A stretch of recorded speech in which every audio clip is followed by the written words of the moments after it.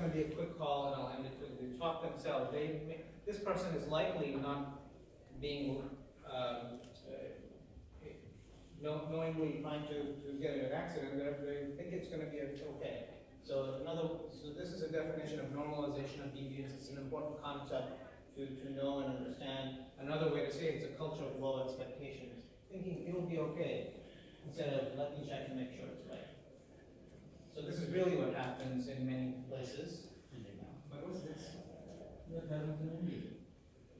Right, in this city, the ordinance is there's no one that cannot have urination in public. But this is the alternative. So if this is the alternative, then how can you keep these folks accountable? Well, accountability is bidirectional. So and this is not necessarily a political statement, it's just an example of saying that accountability needs to be bidirectional. Do the leaders create and foster the structure, the process, the culture to allow the right thing to happen?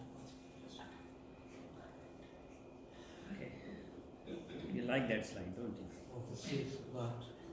Okay, what's this? That's the speed. Right. Wow. Checker. Is this different than the previous 2-3 slides? So this would, in most instances, be a reckless behavior.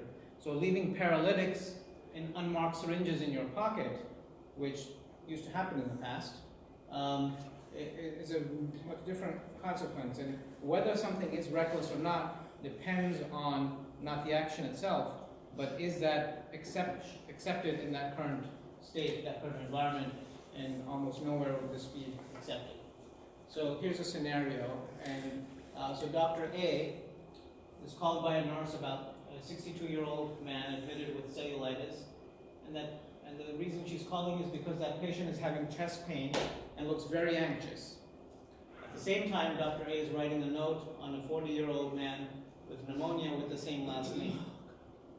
The MD orders an EKG on the 40-year-old, and the technician brings the EKG to the doctor since it was ordered as a stat study. So the rest of the story is the EKG is brought, it looks okay. He said, oh, it's probably just anxiety. Thank you very much.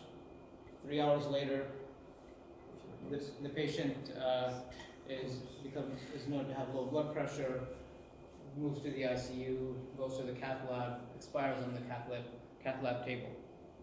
What should this physician do? What should her boss do? Is that a question for us? Yes, question for the. Usually we have a 10-minute discussion, but it's. So the physician should have stopped writing his notes while he was talking to that nurse. Okay. Yeah, he was writing on the note on this different patient. Right. It just happened to have the same last name. So. Did the physician recognize that he ordered the EKG on the wrong patient? Not until they were called about the low blood pressure. So they did everything they could at that point. They properly transferred. They called the cardiologist. They took them to the lab. The elevation MI, but it was too late. He should have helped. He should have stopped what he was doing with the patient who was 40-year-old. Okay. Stopped what he was doing, and then he should have talked to the nurse, told her to transfer the patient to the ICU and get a cardiologist involved. Do the preliminary work. Do the checklist and make sure who the patient is, what room he is in, and go through the checklist. Has anyone oversee other physicians? Anybody as director here? Okay. So if we have similar experiences with hypoglycemia and hyperglycemia. They call with the blood sugar 400 at 2 a.m.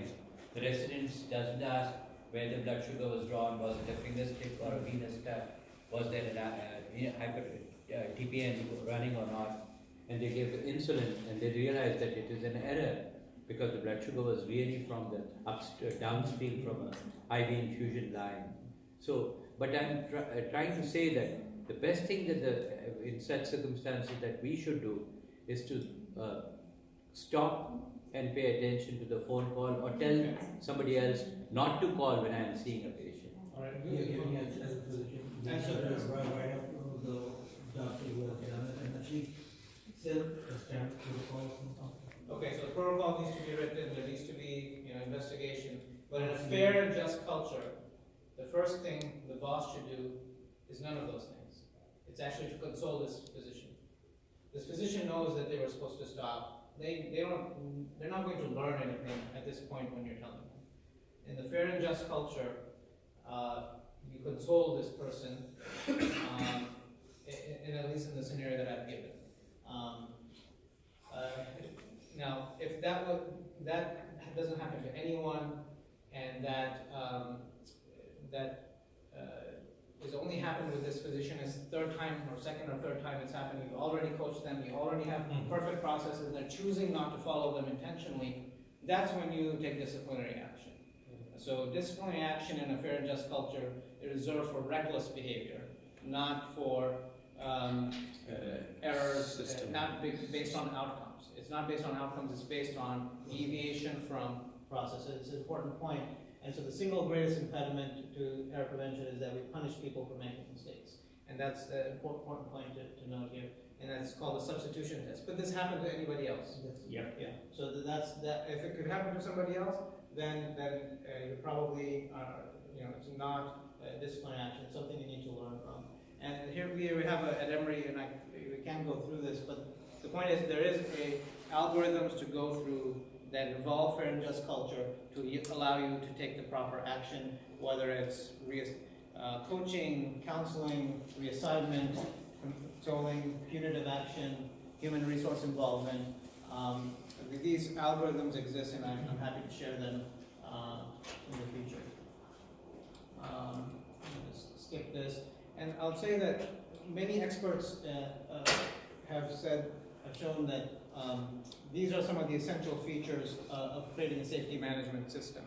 And creating so some of the things you mentioned, a just culture, having an explicit aim to have zero harm, having certain safety absolutes, culture, and don't have the time to go through this, but the point is that these have been developed. Some systems have pursued them intently.